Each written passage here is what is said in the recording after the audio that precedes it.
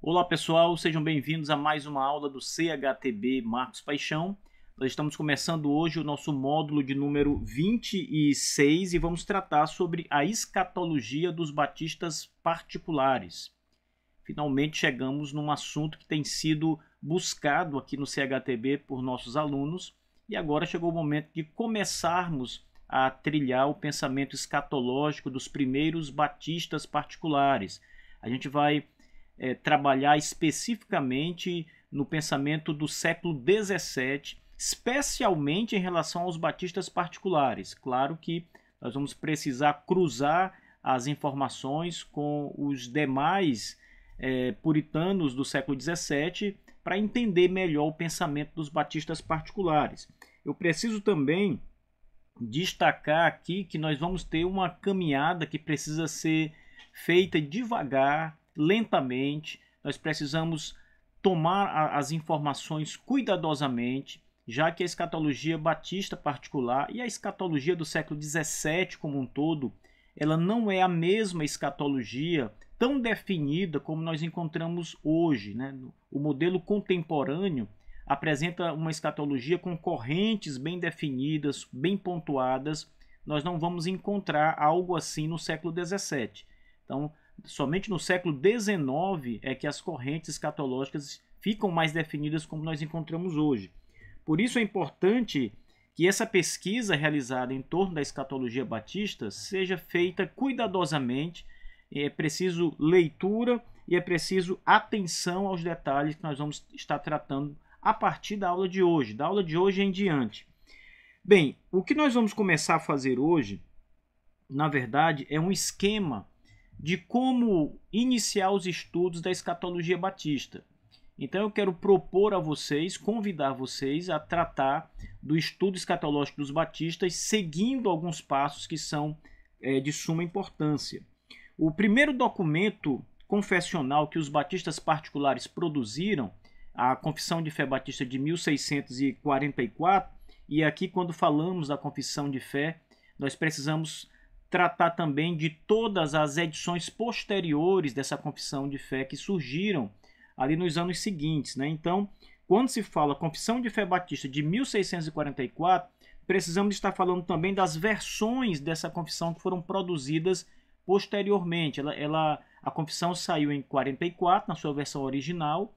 Em 1646 sai uma segunda edição, com algumas alterações. E aí então nós temos outras edições que também saem na década de 50, ali no século XVII. São as principais edições ou versões dessa confissão de fé. Então essa primeira confissão batista, com as suas versões, ela abordou de forma sucinta as doutrinas da escatologia batista. Então, o primeiro ponto importante a destacar aqui é que os batistas trataram de escatologia já no seu primeiro documento confessional.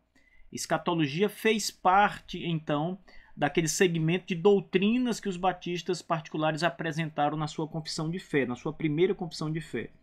Então existe esse fio doutrinário escatológico, ainda que incipiente, né, embrionário, entre os batistas particulares ali na sua confissão de fé. Agora, tem um outro ponto importante também.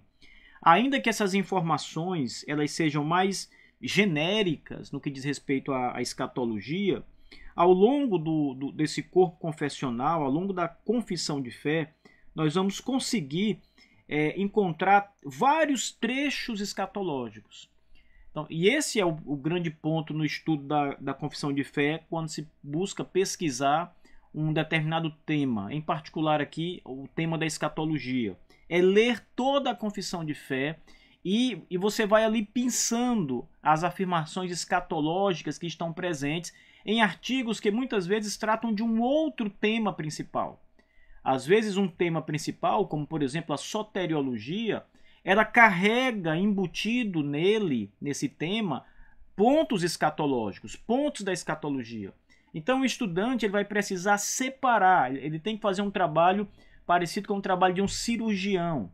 Ele precisa então separar as partes ali cuidadosamente, ainda que o todo, ou o ponto nerválgico, o ponto principal seja um tema específico, como a soteriologia ou a antropologia, ou mesmo a doutrina da escritura. Mas às vezes nós vamos encontrar elementos da escatologia que devem ser retirados dali e unidos ao pensamento central ou ao pensamento escatológico dominante que vamos encontrar na confissão de fé. É a união desses elementos, desses pontos, que vai tornar importante o estudo de todo esse material. Então, ainda que essas informações sejam genéricas, como eu disse, em toda confissão a gente vai encontrar elementos escatológicos que vão nos ajudar a montar esse arcabouço inicial com a doutrina das últimas coisas dos primeiros batistas particulares. A fonte número 1, claro, é a Confissão Batista de 1644. Agora, você deve ter percebido, você que tem estudado a área da escatologia, você deve ter percebido que nesse momento existe uma certa intensidade pelo assunto escatologia, de maneira que as pessoas elas passaram pela soteriologia. Então nós tivemos um momento histórico, estou me referindo à época contemporânea. Tivemos um momento histórico em que houve um alto interesse em conhecer a escatologia, a soteriologia batista. E aquela velha pergunta sempre surgia: os batistas eram mesmo calvinistas? Qual era a posição dos batistas em relação à salvação? E aí aquela história calvinismo versus arminianismo surgiu. Mas o elemento que está em destaque hoje é a escatologia batista. Há um alto interesse em estudar a escatologia batista. E aí, o que acontece? Algumas pessoas têm afirmado que os batistas do século XVII, os batistas particulares, não discutiram escatologia. Os batistas particulares, eles não falaram de escatologia, eles não tocaram no tema escatológico. Por isso é que afirmar uma posição escatológica dos batistas seria uma tarefa impossível. Seria uma tarefa descartada, já que não há fontes para se pesquisar, porque essas fontes não foram trabalhadas, elas não existem, elas não foram construídas. Os batistas não falaram de escatologia. Esse tem sido um argumento que muita gente tem levantado para descartar, na verdade, a pesquisa, o estudo sobre a escatologia batista. Essa informação, ela não me parece correta de jeito nenhum. Então, veja, como eu comecei apresentando nessa aula, a primeira confissão de 1644 já traz elementos escatológicos importantes. Então, tentar defender a ideia de que os batistas não falaram sobre escatologia vai de encontro às afirmações que estão no seu primeiro documento confessional. Então, não é por aí, essa informação não está correta. Agora, por que as pessoas dizem isso?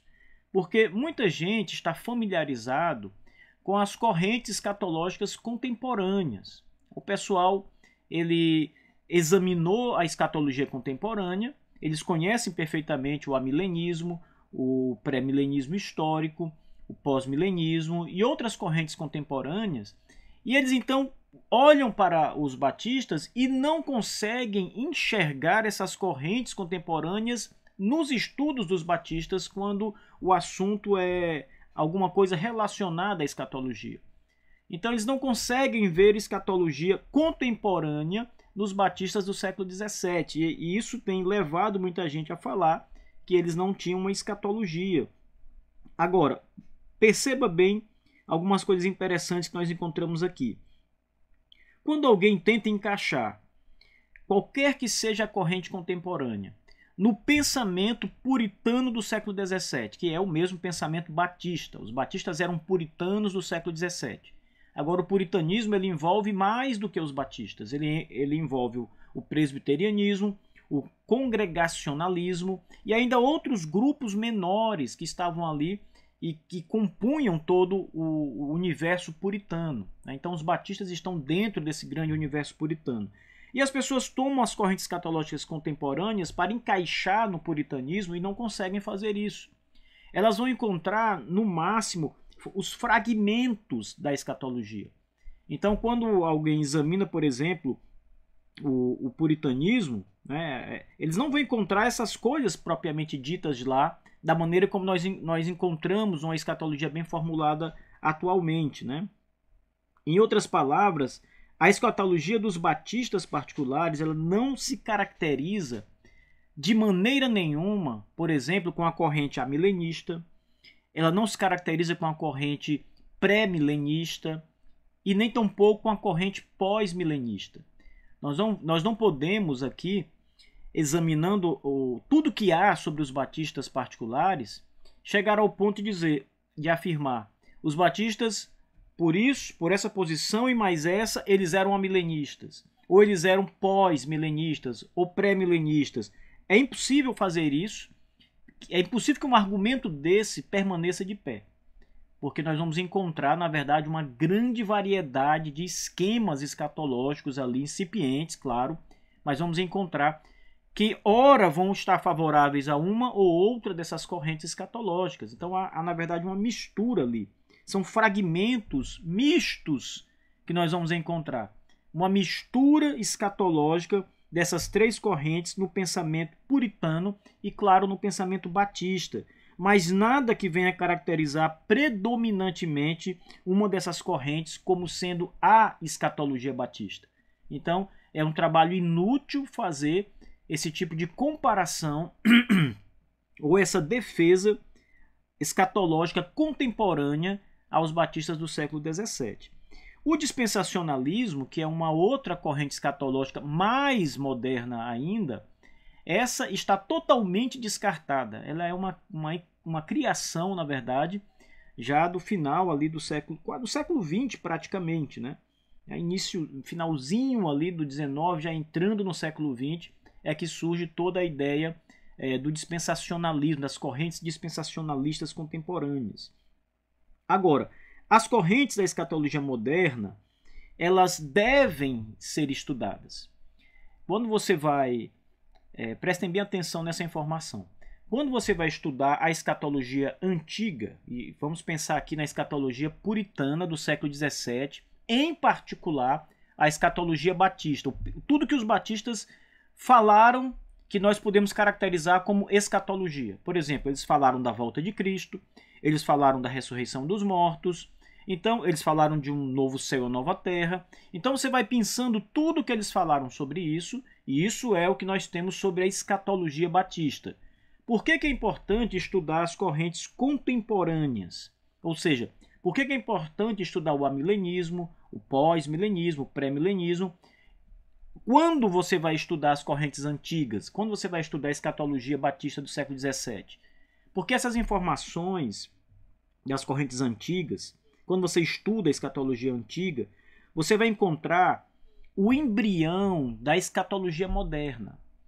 Então, de onde vem o amilenismo? Ele vem de uma escatologia muito antiga.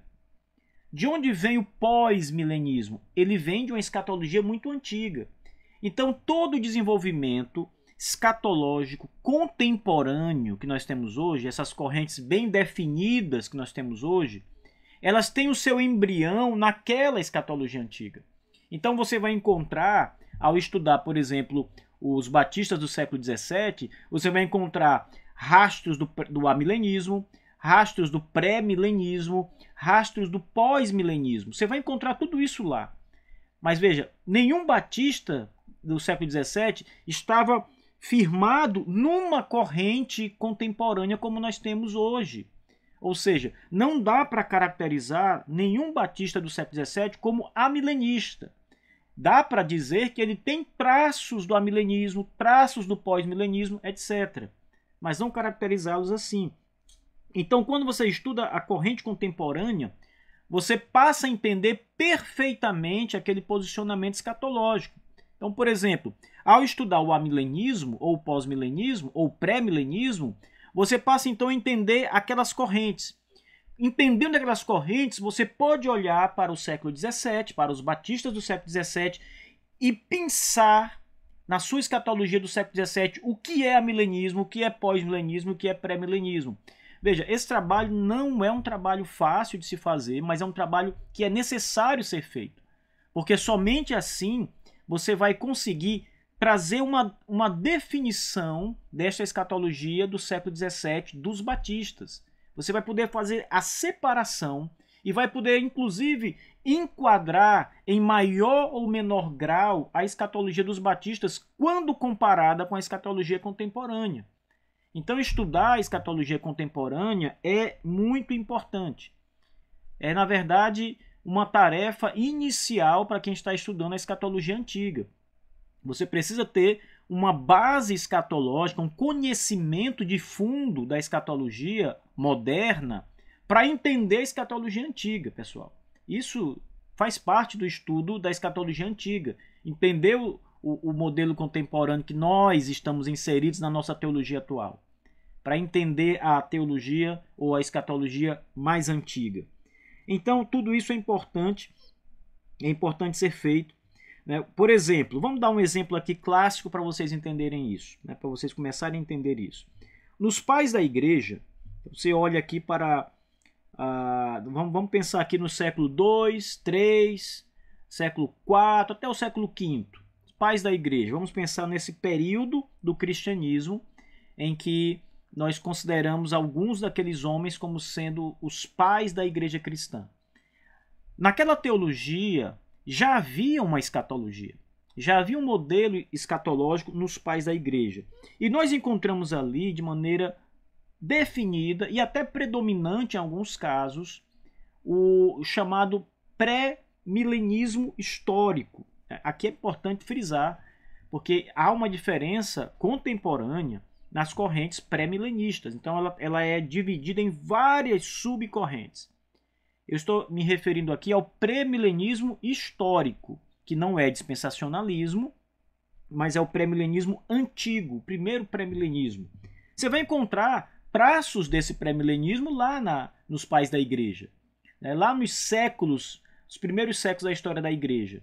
Mas veja, quando você olha, por exemplo, para Agostinho, e nós estamos falando aqui do século V, mais ou menos, Agostinho e também mais adiante os próprios reformadores, já no século XVI, nós vamos encontrar um tipo de amilenismo. Então você encontra o amilenismo em Agostinho, um amilenismo bem definido, é chamado aqui de amilenismo antigo. Você encontra um amilenismo nos reformadores, como, por exemplo, Calvino, Lutero, bem definidamente em Lutero, e nos demais reformadores você vai encontrar essa característica amilenista na sua escatologia. Então veja, nós estamos falando aqui do século V, estamos falando aqui praticamente do medievalismo como um todo, até chegar na época dos pais, na época dos reformadores. Então todo esse período de tempo, uma espécie de escatologia amilenista, agostiniana, ela toma lugar ali nos estudos da escatologia. Agora, veja que interessante.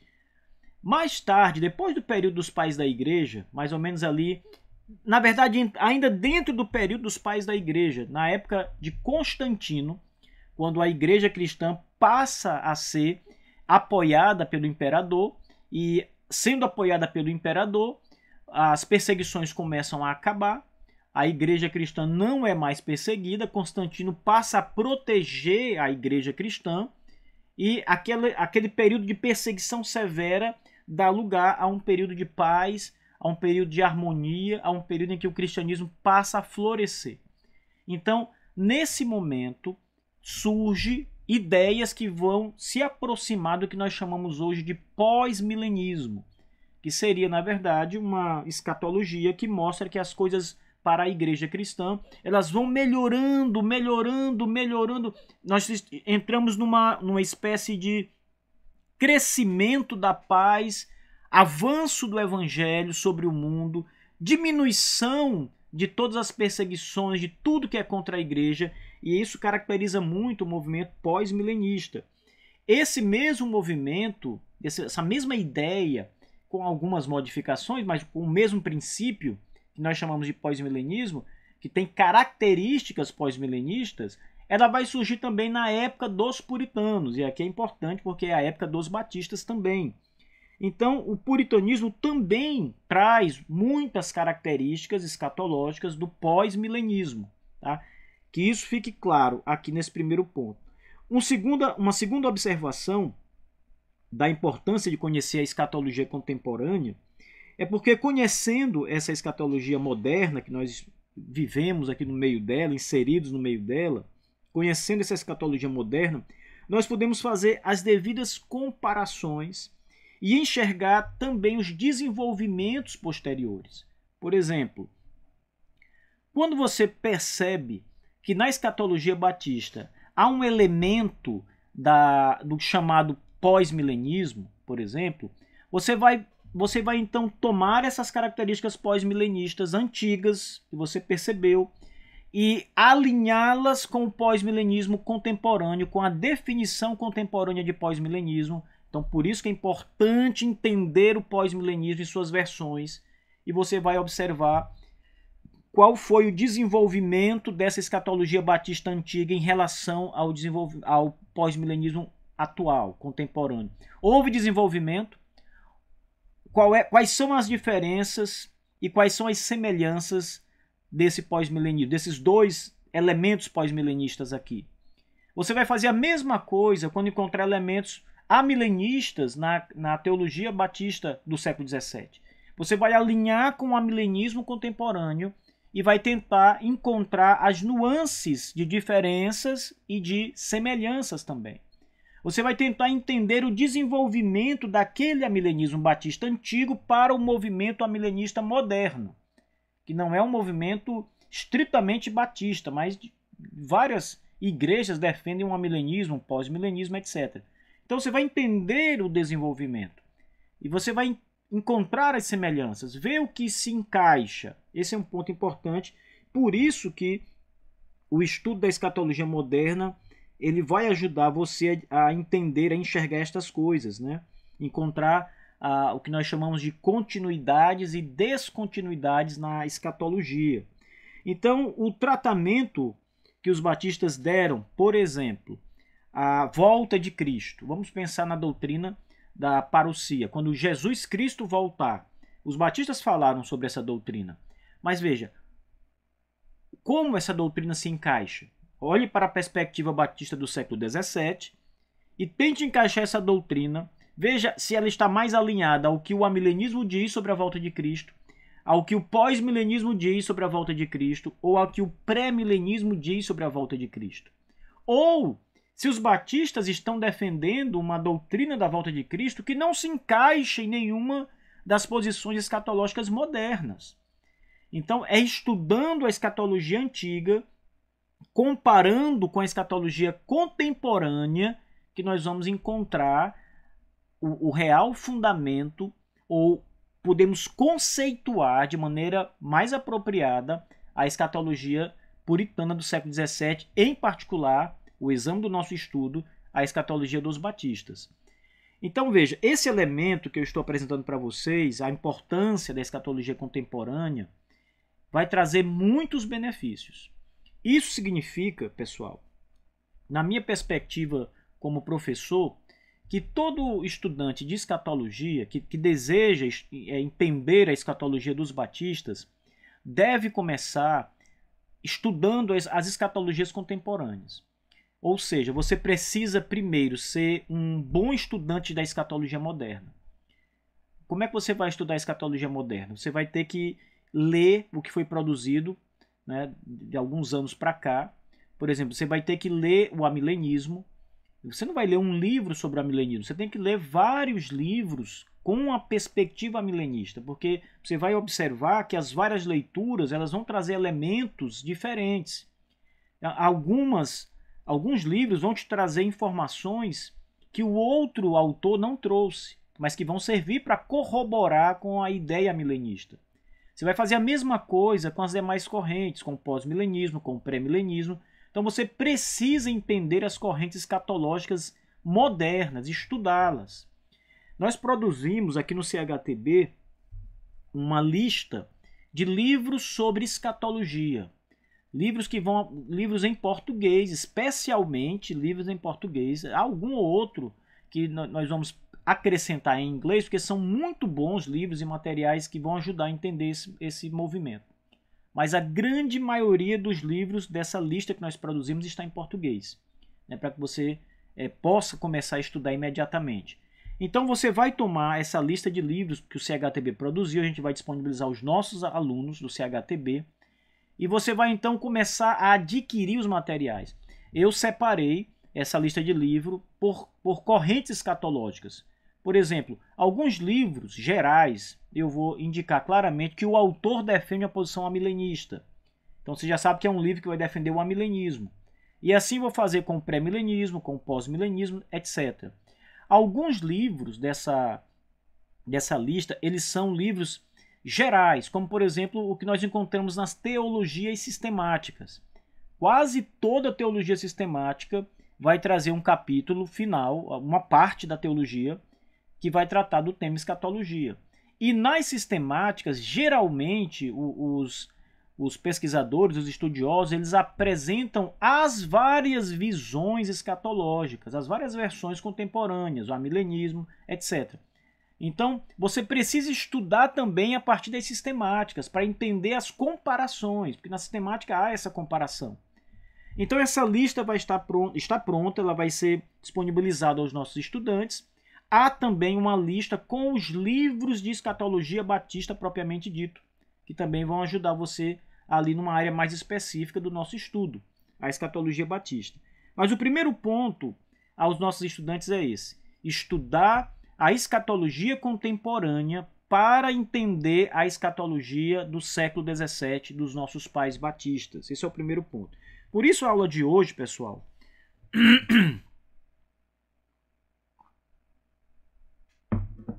a aula de hoje ela tem um espírito de conduzir aos estudos. Então, o que eu preparei para vocês, na verdade, é um ensino sobre como começar a estudar a escatologia batista do século XVII. Eu vou trazer para vocês agora 5 pontos que são essenciais para o estudo dessa escatologia. Então, são os chamados princípios básicos do estudo da escatologia batista, que eu desenvolvi aqui para facilitar a vida de vocês que estão correndo atrás de aprender a escatologia batista. Então, essa escatologia do século XVII, batista em particular, ela deve ser estudada a partir do exame minucioso de todo o material teológico que foi produzido naquele período. Então, veja bem, todo o material teológico. Aqui é importante frisar que não é apenas o material batista, mas todo o material puritano, todo o material, todo o escrito que foi produzido naquela época sobre o tema escatologia. E eu vou destacar aqui 5 sessões que devem ser aí observadas por vocês, né, para um estudo bem fundamentado na escatologia dos batistas particulares. Primeiro, estude as confissões de fé e os seus catecismos, batistas aqui, tá? Então você deve separar o documento batista do século XVII, os documentos de fé, confissões de fé, catecismos, etc. Segundo, estude os escritos escatológicos dos primeiros batistas, dos pais batistas, né, tudo que há no século XVII, que é uma referência direta sobre a escatologia. Então, veja, se eu estou falando que há material escatológico do século XVII específico, produzido pelos batistas particulares, aquele argumento inicial que eu apresentei para vocês, que muita gente disse que os batistas não escreveram nada, não produziram nada, ele cai por terra. Nós vamos citar aqui fontes para vocês importantes disso. Terceiro ponto da pesquisa. Faça uma pesquisa antiga e moderna, preste atenção, em escritos antigos e escritos modernos sobre a escatologia dos batistas particulares no século XVII. Ou seja, não só aquilo que os batistas escreveram, mas o que escreveram sobre o que os batistas escreveram. Isto é, comentários das obras batistas ou alguém que escreveu sobre a escatologia batista. Esses elementos, né, esse material, ele é de grande importância, porque nós já estamos aqui nos debruçando sobre pessoas que estão fazendo o que nós estamos fazendo agora, pessoas que fizeram o que nós estamos fazendo agora, estudar a escatologia batista. Quarto, Busque os escritos dos puritanos sobre escatologia. Então você vai separar o que você puder sobre os puritanos, sobre aquilo que eles escreveram sobre a área, né, o tema do nosso estudo, que é a escatologia. E em quinto lugar, é necessário estudar o contexto histórico-religioso e sociopolítico do século XVII. Esse elemento, muitas vezes as pessoas desconsideram, como se fosse um elemento totalmente desnecessário à escatologia. Olha, eu digo a vocês que esse é um elemento central para entender a escatologia do século XVII. Então, a escatologia do século XVII ela não está fundada apenas ou prioritariamente sobre o texto bíblico. Isso é um ponto importantíssimo. Ela tem um grande fundamento no momento histórico em que eles viviam. Ou seja, aquele contexto histórico ele influenciou a escatologia. Então as pessoas desconsideram esse ponto como se fosse algo que não é necessário estudar, mas é um dos pontos vitais para entender os elementos escatológicos que foram tratados naquele período. Então esses 5 pontos que eu elenquei aqui, eu quero agora tratar sobre cada um deles, apresentar sobre cada um deles aqui para vocês, trazendo, na verdade, mais esclarecimentos de como estudar cada um desses passos. Ao longo das nossas aulas, nós vamos discorrer sobre esses pontos também. Então, a partir da próxima aula, nós vamos nos concentrar no estudo da escatologia batista a partir das confissões de fé. Nós vamos estudar obras que tratam sobre a escatologia batista. Então, aqui é o primeiro passo para você entender esse modelo ou esse plano de estudo que eu estou elaborando aqui para vocês. Então, por isso que é muito importante que vocês sigam esse roteiro criteriosamente para ter bons frutos na sua pesquisa escatológica. Tá? Então, o primeiro ponto é o estudo das confissões de fé dos batistas e os seus catecismos. Então, esse ponto é importante porque nós estamos tratando exatamente da produção teológica documental dos batistas em termos de igreja. Não é a produção de um autor específico, mas é a produção de um grupo de igrejas. As confissões de fé são o trabalho de um grupo de igrejas que subscrevem aquela fé que é apresentada no documento. Então, se eu falo de escatologia na confissão de fé, eu preciso entender que há um grupo de igrejas que subscreve aquela escatologia que a gente encontrar na confissão de fé. Então, são documentos importantes porque cobrem uma área grande do grupo, né? No caso aqui dos batistas particulares. Claro, vamos começar pela primeira confissão de fé de Londres, de 1644, e as suas versões, né? Por exemplo, a versão de 46, as 3 versões que surgem ali mais tarde na década de 50 do século 17, etc. Há algumas versões posteriores, mas são apenas repetições das outras versões. O grande elo das confissões de 1644 e suas versões estão ali na primeira e na segunda década do século 17, isto é, na década de 40 e 50, nessas 2 décadas do século 17. Veja, quais são os elementos importantes da escatologia batista que nós vamos encontrar na confissão de 1644. Alguns artigos que eu separei, eles são muito importantes para começar a dar um norte escatológico. Por exemplo, artigo 3 da confissão de 1644, artigo 6º, artigo 19º, 20º, 23º. Você também vai encontrar pontos importantes da escatologia batista no artigo 27, no artigo 32, no artigo 40, no artigo 49 e no artigo 52. Então veja, a partir do artigo 3º até o último, 52, nós temos elementos espalhados na confissão de fé de 1644 e suas versões que tratam sobre escatologia. Deixa eu dar um exemplo para vocês entenderem isso que eu estou aqui apresentando para vocês. Deixa eu ir aqui para o artigo 52. Vamos para o último artigo, só para vocês entenderem melhor isso que eu estou apresentando para vocês.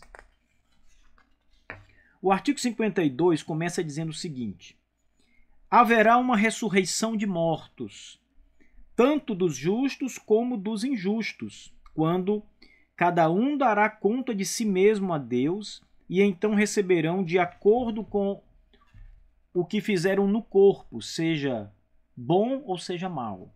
Isso é o que está escrito no artigo 52, e esse é um artigo claramente escatológico que fala sobre o juízo final, sobre a ressurreição dos mortos. É um artigo que ele traz elementos importantes da escatologia batista. Nós vamos alinhar isso depois. Mas um outro exemplo, aqui na Confissão de 1644, por exemplo, deixa eu ir para um outro artigo aqui desses que eu selecionei. Deixa eu ver aqui o artigo 19.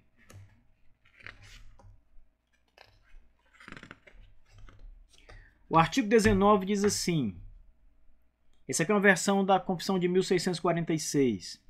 Quanto ao seu ofício real, Cristo, ao ressuscitar dentre os mortos, ascendeu ao céu e, tendo todo o poder no céu e na terra, ele governa espiritualmente sua igreja e exerce seu poder sobre todos, anjos e homens, bons e maus, para a preservação e salvação dos eleitos e para subjugar e destruir os seus inimigos.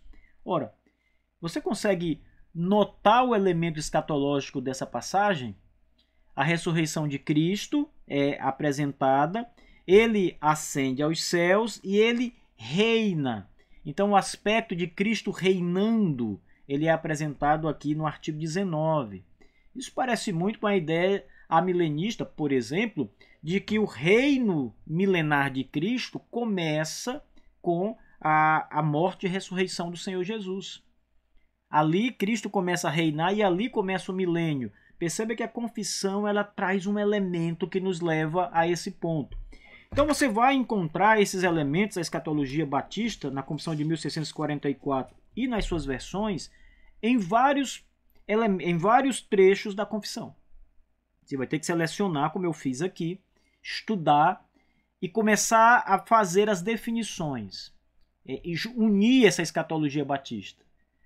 É um trabalho que precisa de paciência, cuidado, muita atenção. Depois que você fizer isso, você vai para a segunda confissão de fé batista, a confissão de 1689.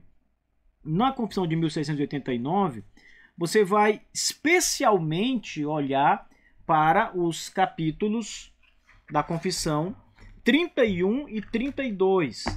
Veja, o capítulo 31, ele trata sobre a morte e a ressurreição dos mortos. O capítulo 32 trata sobre o juízo final. Então, esses dois capítulos da Confissão de Fé de 1689 claramente apresentam elementos dessa escatologia batista. Disso ninguém tem dúvida nenhuma. Agora, eu não vou ler os dois capítulos, porque eles trazem uma quantidade considerável de texto, mas eu já estou passando aqui para vocês fazerem essa leitura cuidadosa. Tá? São dois capítulos totalmente escatológicos. Mas o que é importante aqui, além desses dois capítulos, é que você examine toda a confissão de 1689, rastreando os elementos escatológicos que estão presentes nas outras partes da confissão. Então, quando você vai tratar, por exemplo, da doutrina de Cristo, quando você vai tratar da antropologia batista, quando você vai tratar de outras partes da confissão, de outras doutrinas, você vai encontrar as afirmações escatológicas ali escondidinhas. Então você tem que tirá-las de lá, separá-las de lá e você vai grifá-las. Esse trabalho deve ser feito, pessoal, com a canetinha na mão. Você vai precisar estar com a confissão de fé aqui aberta. Você vai para o capítulo 1 sobre as Escrituras Sagradas e vai começar a ler aquele capítulo cuidadosamente, com muita atenção, porque você está rastreando. É um trabalho de detetive. Você está buscando elementos da escatologia batista que estão ali anexados em outras doutrinas. E ao encontrar, você faz a anotação. Coloca lá, faz a referência, por exemplo, capítulo 1 da Confissão de 1689, os capítulos da Confissão de Fé de 1689 são divididos em parágrafos. Anote o parágrafo, capítulo 1, parágrafo 3 e abra aspas e anote a frase, o texto da confissão, que é o elemento escatológico que você encontrou. Depois você vai voltar nele para ler com calma. Por enquanto você vai pensar, você vai separar. Esse trabalho, como eu disse a vocês, é primordial. É um trabalho indispensável para quem quer fazer um estudo escatológico sério da posição dos batistas particulares. Veja, nós temos aqui, inicialmente, dois elementos muito importantes do estudo da escatologia. O estudo da Confissão de 1644 e suas versões. Você vai fazer esse trabalho de pensamento, recortar tudo que foi escatológico, anotar e separar de lado. Depois você vai fazer o mesmo trabalho rigoroso na Confissão de 1689. E isso vai te gastar muito mais tempo, porque é uma confissão com extensão muito maior do que a Confissão de 1644. Mas você precisa fazer o trabalho. E vai fazer tudo, anotar tudo, separar tudo e pôr de lado. Depois você vai ter dois recortes. Você vai ter o recorte da Confissão de 1644, suas versões, e vai ter da 1689. Tudo que há de escatologia está ali, recortado por você. Você vai ter um terceiro trabalho, que é cruzar as informações. Então vamos lá. A escatologia batista afirma, de 1644 afirma isso sobre o reino de Cristo. Veja o que você encontrou sobre o reino de Cristo na Confissão de 1689 e, encontrando essas informações lá, você vai cruzá-las. Vamos ver se está de acordo, vamos ver se a ideia permanece, vamos ver se a Confissão de 89 desenvolve a ideia do reino de Cristo. Às vezes a Confissão de 44 fala mais do que a Confissão de 1689 sobre um determinado tema escatológico. Então você vai fazer todo o cruzamento. Vamos ver se o que os batistas de 1644 apontaram aqui, a Confissão de 89 diverge, ou se ela corrobora. Às vezes a confissão pode ir num caminho diferente. Bom, o que você vai fazer no final das contas é unir os dois trabalhos. Você vai unir o pensamento escatológico. Eu não estou falando aqui de unir o recorte dos trechos. Não é isso que você vai fazer. Você vai unir a ideia e o desenvolvimento dela. Isso é o trabalho escatológico central que nós precisamos fazer para entender a escatologia batista a partir dos seus documentos confessionais. A primeira e a segunda Confissão de Londres. Esse é o ponto nevrálgico, o ponto central, o ponto mais importante para entender a confissão de fé, a escatologia da confissão de fé. A escatologia dos batistas particulares do século XVII. Tá? Por que é o ponto mais importante? Porque, como eu disse a vocês, a confissão de fé é o documento da igreja, não é o documento pessoal, não é o documento de um pastor, não é o livro de um pastor. É a confissão de fé de várias igrejas. A Confissão de Londres foi subscrita em 1689, na Assembleia Geral, por mais de 100 igrejas. Muito mais de 100. O texto diz mais de 100 igrejas. Então veja, não é uma igreja, são várias, é um conjunto, era a posição batista sendo apresentada, pelo menos a posição majoritária. Nós podemos afirmar isso categoricamente. A posição majoritária dos batistas. Mas o trabalho não está completo quando você examina apenas as confissões de fé. Você precisa expandir esse trabalho de pesquisa para todos os documentos confessionais, o que inclui, claro, outras confissões produzidas. E aqui nós vamos pensar as confissões menores, por exemplo, confissões pessoais. John Spilsbury, por exemplo, tem uma confissão de fé. E você vai encontrar outras igrejas, outros posicionamentos também com confissões de fé pessoais, de igrejas particulares, igrejas de uma igreja ou de um setor, de uma região, de algumas igrejas daquela região. Essas confissões não necessariamente estão em contraditório com as duas confissões principais. Geralmente eram confissões que elas estavam submissas a essas confissões em termos doutrinários. Isto é, elas não eram contrárias, elas defendiam a mesma doutrina, mas apresentavam uma confissão pessoal da igreja, numa linguagem pessoal da igreja. E essa linguagem pessoal, essa confissão de fé com um texto próprio, traz também algumas vezes, elementos que vão ajudar a contribuir no estudo da escatologia. Além dessas confissões, você vai estudar os catecismos. A Confissão de Fé, por exemplo, de 1689, na mesma Assembleia Geral de 1689, foi decidido pelos batistas que um catecismo fosse elaborado. E aí nós temos o Catecismo Batista de 1693, elaborado por um grupo de batistas a partir da Confissão de Fé de 1689. Então é um catecismo da Confissão de Fé. Existem outros catecismos batistas nessa época. Hércules Collins, por exemplo, escreve o Catecismo Ortodoxo, e no Catecismo Ortodoxo nós também temos elementos espalhados na escatologia batista, que devem ser pensados também. Por exemplo, deixa eu trazer um exemplo para vocês do Catecismo Batista de 1693. As perguntas 41 a 44 desse catecismo, deixa eu só localizá-lo aqui. As perguntas 41 e 44.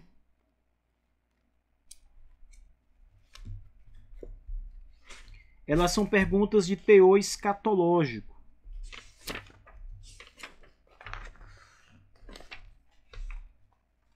Pronto. Veja, pergunta 41. Que benefícios os crentes recebem de Cristo quando morrem? Veja, sempre que o assunto morte, ressurreição, volta de Cristo, esses assuntos vão surgindo, especialmente os benefícios da morte, são assuntos que nos levam à escatologia. Portanto, a pergunta 41 ela começa a desenvolver um aspecto escatológico. Tá? Pergunta 42 do mesmo catecismo. Que benefícios os crentes recebem de Cristo na ressurreição? Elementos escatológicos também. Pergunta 43. O que será feito com os ímpios após a morte? Qual é o destino dos ímpios após a morte? Assunto escatológico. Pergunta 44. O que ocorrerá quanto aos ímpios no dia do julgamento? Escatologia. Tanto as confissões de fé quanto os catecismos devem ser examinados cuidadosamente, da primeira, em relação aos catecismos, da primeira à última pergunta, a busca de elementos escatológicos. As confissões de fé também, cada capítulo examinado em todos os parágrafos ou artigos, examinados cuidadosamente em busca dos elementos escatológicos. Agora, depois que você separar tudo isso, você já tem o seu recorte escatológico do estudo dos batistas. Isso já é um trabalho magnífico que você fez. Esse recorte escatológico. Então você recortou tudo que há na primeira versão da Confissão de Fé Batista, tudo que há sobre escatologia. Você recortou tudo que há de escatologia na Confissão de Fé de 1689. Você recortou tudo que há nos catecismos batistas e nas confissões periféricas de igrejas particulares. Tudo que há sobre escatologia. Veja, você já tem um grande material escatológico nas mãos. Você já tem um grande material produzido pelos batistas que aponta a perspectiva batista sobre escatologia. Então, grande parte do trabalho já está feito. Você vai agora fazer um outro trabalho que é a filtragem, né, que é tentar definir essa escatologia. Mas a primeira parte, que é o recorte do material, ela já está elaborada, ela já está perfeitamente separada por você. Mas antes de passar para a segunda parte, tem um outro elemento importante que também faz parte dessa seção de estudos, que é os textos prova. Tanto as confissões de fé quanto os catecismos, eles apresentam textos prova das suas afirmações. Por exemplo, a pergunta 44, o que ocorrerá quanto aos ímpios no dia do julgamento? A resposta é a seguinte: no dia do julgamento, os corpos dos ímpios serão erguidos das suas sepulturas para serem condenados juntamente com as suas almas a tormentos indizíveis e com o diabo e seus anjos para sempre. Ok. Essa resposta já é muito boa para quem está fazendo o seu estudo escatológico. Tem muita afirmação aqui importante. Agora, essa resposta está baseada em vários textos da Escritura que você deve examinar exegeticamente. Os textos aqui recortados são Daniel capítulo 12, verso 2, João capítulo 5, versos 28 ao 29, segunda carta aos Tessalonicenses capítulo 1, verso 9 e Mateus capítulo 25, verso 41. Ou seja, para os batistas afirmarem aqui a resposta da pergunta 44, eles estão embasando sua afirmação nestas passagens bíblicas. A interpretação dos nossos pais batistas destas passagens os levaram a afirmar o que afirmaram aqui na resposta da pergunta 44. Veja, esse exame cuidadoso da Escritura, porque a escatologia batista do século XVII está baseada nas Escrituras. Veja que o elemento contextual histórico também faz parte, mas ele não é o elemento único da escatologia, a escatologia histórica, historicista. O elemento bíblico é o fundante, é o principal. Os batistas e os puritanos olhavam para a Bíblia, olhavam para os acontecimentos do seu tempo e expunham o que eles entendiam que a Escritura dizia conforme a sua interpretação. Então, as confissões de fé trazem também as passagens bíblicas relacionadas. Veja, esse trabalho, pessoal, ele é um trabalho que você vai precisar fazer com paciência, porque você vai checar cada passagem bíblica primeiro. Você vai checar cada passagem bíblica primeiro, tentando entender por que os batistas usaram essa passagem. Você vai tentar entender onde essa passagem afirma o que os batistas estão afirmando, seja no catecismo, seja na confissão de fé. Então tente entender o porquê. Segundo, você vai fazer a exegese da passagem para entender se de fato esse é o movimento correto, essa é a interpretação correta. Se de fato se encaixa aqui. Veja que coisa importante esse trabalho. E terceiro lugar, também muito importante, você vai checar na escatologia contemporânea, amilenismo, pós-milenismo, pré-milenismo, onde essa passagem se apresenta. Ou seja, veja se em qual escatologia o mesmo tipo de afirmação que os batistas deram a essa passagem, o entendimento daquela passagem bíblica, se esse mesmo entendimento é dado na escatologia contemporânea para o mesmo tema. Veja, e isso é um elemento importante, pessoal, para você fazer o elo de ligação das duas escatologias, a moderna, a contemporânea, e a escatologia batista do século XVII. Fazendo esse cruzamento, essa checagem toda, você vai ter um material especializado na escatologia batista. Então veja, eu estou tratando aqui com vocês do primeiro ponto do nosso programa de estudo da escatologia batista, de como fazer. Tá? Aqui vocês vão precisar ter paciência, porque eu não estou fazendo ainda, eu estou mostrando como fazer isso. Então se você deseja seguir adiante nesse estudo escatológico, faça esse movimento, esse é o primeiro movimento. O estudo nos documentos confessionais. Tá? Esse é o primeiro movimento. A gente tem outros movimentos, na próxima aula eu vou tratar de mais alguns desses movimentos, por exemplo, o exame nos escritos dos primeiros batistas que trataram de algum elemento escatológico. Aqui eu vou citar algum deles e vou tratar também da importância de estudar esses escritos aqui com vocês, né? E também das pesquisas que já foram realizadas sobre a escatologia batista. E aqui eu estou falando de pesquisas já mais modernas, né? Não das pesquisas do século XVII que os próprios batistas, pais batistas, fizeram, mas das pesquisas que foram feitas sobre a pesquisa deles, que está embasada naquela primeira pesquisa. Tudo isso é elemento importante. Então, esse é o primeiro passo da nossa aula, o estudo dos documentos confessionais criteriosamente. Eu dei para vocês o passo a passo de como fazer isso, e na próxima aula a gente segue com esse tema da escatologia batista. Pessoal, eu espero ter contribuído com vocês hoje, que Deus abençoe. e até a nossa próxima aula, se Deus permitir. Até lá!